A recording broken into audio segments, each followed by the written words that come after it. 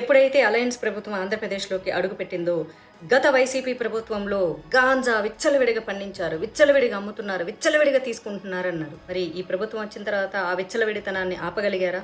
ఆపలేకపోయారు. ఎందుకంటే ఆల్రెడీ విచ్చలవిడితనానికి అలవాటు పడిన వాళ్ళు, అంటే వైసీపీ ప్రభుత్వం రాకముందు గాంజా లేదా అంటే గాంజా ఉంది. ఎందుకు లేదు? అప్పుడు టీడీపీ ఉన్నప్పుడు కూడా గాంజా ఉంది. కానీ విచ్చలవిడితనం పెరిగిపోయింది వైసీపీ ప్రభుత్వంలో. దాని తర్వాత అలవాటైన వాళ్ళు ఊరుకుంటారా? ఖచ్చితంగా ఊరుకోరు. రాష్ట్రంలో ప్రతి చోట యువత నాశనం అవుతుంది. యువత ఫ్రీబీస్ బాగా అలవాటు చేసి ఇంట్లో ఉన్న ఓల్డ్ ఏజ్ పీపుల్కి ఇచ్చేటటువంటి పెన్షన్స్ కూడా ఈ మనవాళ్ళు మనవరాళ్ళ పేర్లతో తీసుకొని వాళ్ళ తల్లిదండ్రులకు వచ్చే ఫ్రీబీస్ని తీసుకొని కష్టపడ్డం మర్చిపోయారు యువత. అప్పుడెప్పుడో శ్రీశ్రీ గారు ఎముకలు కుళ్ళినట్లుగా తయారయ్యారు యువత అని. నిజంగానే ఎముకలు కుళ్ళిపోయినాయి, వాటిని గాంజాతో కుళ్ళబెడుతున్నారు. డ్రగ్స్ హైటెక్ సిటీస్లో ఎంత నాశనం చేస్తుందో గాంజా ప్రతి చిన్న ఊరు కాలేజ్ స్టూడెంట్స్ని నాశనం చేస్తుంది. మీరు వెళ్ళి ప్రతి కాలేజ్లో స్టూడెంట్స్కి బ్లడ్ టెస్ట్ నిర్వహిస్తే కనుక ఖచ్చితంగా చాలామంది ఈ గాంజా తీసుకునే వాళ్ళు బయటికి వస్తారు. ఎంతమంది తల్లిదండ్రులు కడుపు కోతతో అల్లాడిపోతున్నారో తెలుసా ఈ డ్రగ్ అడిక్ట్ని. బయటికి చెప్పుకోలేరు మా పిల్లలు ఇలా అడిక్ట్ అయిపోయారని. కానీ ఈ వీడియో కనుక ఏ తల్లిదండ్రులైనా చూస్తుంటే, వాళ్ళ పిల్లలు ఈ గాంజాకి బానిసైన వాళ్ళ తల్లిదండ్రులు చూస్తుంటే ఈ కడుపు కోత నేను మాట్లాడే మాటలు వాళ్ళకి చాలా బాగా అర్థమవుతాయి. చాలామంది తల్లిదండ్రులు ఏడుస్తున్నారు.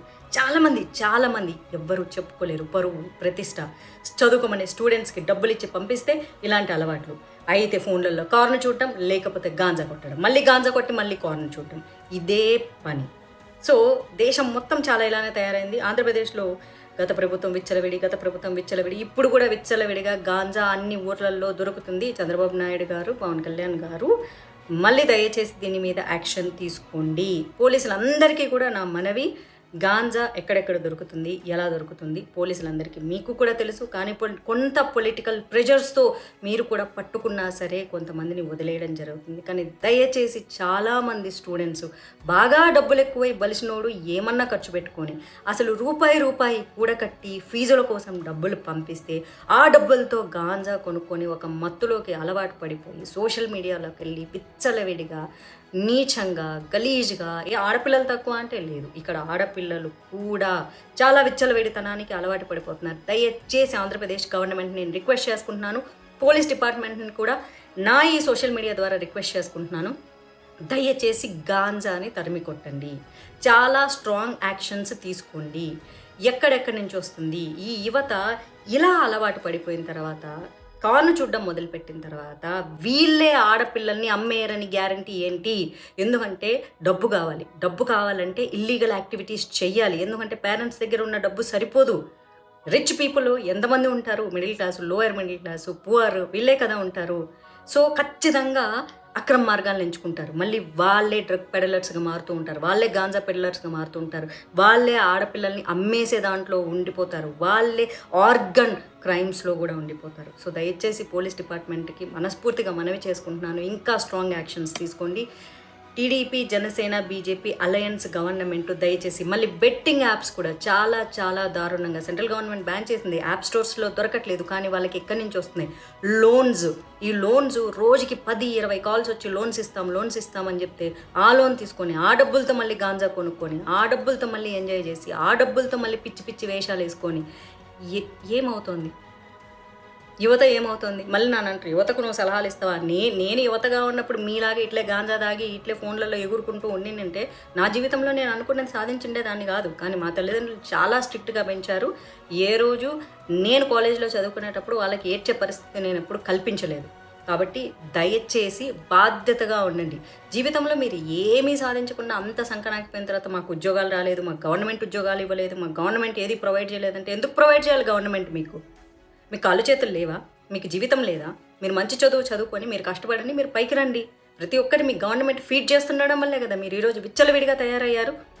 మళ్ళీ ఆ డబ్బు సరిపోకుండా మీరు ఇష్టం వచ్చినట్లు అక్రమ మార్గాలలో మీరు ఇప్పుడు ప్రయాణం చేస్తూ ఉన్నారు. అక్రమంగా మీకు గాంజా ఎక్కడి నుంచి వస్తుంది? మీకు లీగల్గా వస్తుందా? సిగరెట్, మందు అంటే మీకు లీగల్గా దొరుకుతుంది. గాంజా మీకు ఎక్కడి నుంచి వస్తుంది? డ్రగ్స్ మీకు ఎక్కడి నుంచి వస్తున్నాయి? కేవలం ఒక పబ్బు ఇట్లాంటివేనా? చిన్న ప్రాంతాలు, తాడిపత్రిలో కొంతమంది గాంజా తీసుకుంటున్నారనేసరికి మా తాడిపత్రి యువతనంతా అనేసరని గుర్తుపెట్టుకోండి. తాడిపత్రి యువతే నాకు ఇన్ఫర్మేషన్ ఇచ్చారు.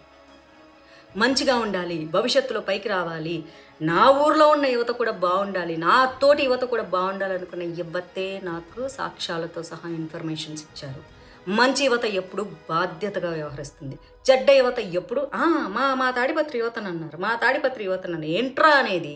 గాంజాలు కొట్టేటోళ్ళకు మీరు సపోర్ట్లు చేస్తున్నారా? మత్తులో మునిగిపోయేటట్టు మీరు సపోర్ట్ చేస్తున్నారా? మీ ఊరి యువత నాశనం అయిపోవడానికి మీరు సపోర్ట్ చేస్తున్నారంటే మీరు ఎంత నీచ స్థితిలో ఉన్నారు. ఒక తాడిపత్రి ఏంటి, తనకేంటి, భీమవరం ఏంటి, విజయవాడ ఏంటి, ఆ ఊరేంటి, ఈ ఊరేంటి తెలిసిన అన్ని ఊర్లలో కూడా ఆంధ్రప్రదేశ్లో, తెలంగాణలో కూడా నడుస్తుంది, నడవట్లేదు కానీ తెలంగాణలో కంటే ఆంధ్రాలోనే గాంజా ఎక్కువగా ఉందన్నది దీని వాస్తవం. దీన్ని ఎవ్వడు కాదని లేని వాస్తవం. దయచేసి అలయన్స్ ప్రభుత్వానికి, పోలీస్ డిపార్ట్మెంట్కి మనస్ఫూర్తిగా రిక్వెస్ట్ చేసుకుంటున్నాను, మీరు ఈ డ్రగ్స్ మీద ఎలాంటి ఉక్కు పాదాలు మోపుతున్నారో దయచేసి గాంజా మీద కూడా అలాంటి ఉక్కు పాదాలే మోపండి. యువతని, వాళ్ళ తల్లిదండ్రుల్ని దయచేసి కాపాడండి. ఇది నా మనవి. నేను మళ్ళీ వాయిస్ రైజ్ చేస్తా. సోషల్ అవేర్నెస్ కోసం నేను మహిళల కోసం వాయిస్ రైజ్ చేస్తాను. గాంజా కోసం, డ్రగ్స్ కోసం, సోషల్ అవేర్నెస్ కోసం మాధవీలత గొంతు ఎప్పుడూ వాయిస్ రైజ్ చేస్తూనే ఉంటుంది. ఈ గొంతును ఎవరు ఆపలేరు. రాజ్యాంగపరంగా, ధర్మబద్ధంగా నేను నిజాయితీగా మాట్లాడతాను. ఎవరు ఆపుతారో నేను చూస్తాను. ధన్యవాదాలు. బాధ్యత గల యువతీ యువకులు ఈ వీడియోను షేర్ చేయవలసిందిగా కోరుకుంటున్నాను. అలాగే బాధ ఉన్నటువంటి తల్లిదండ్రులు కూడా ఈ వీడియోను షేర్ చేయండి, లైక్ చేయండి.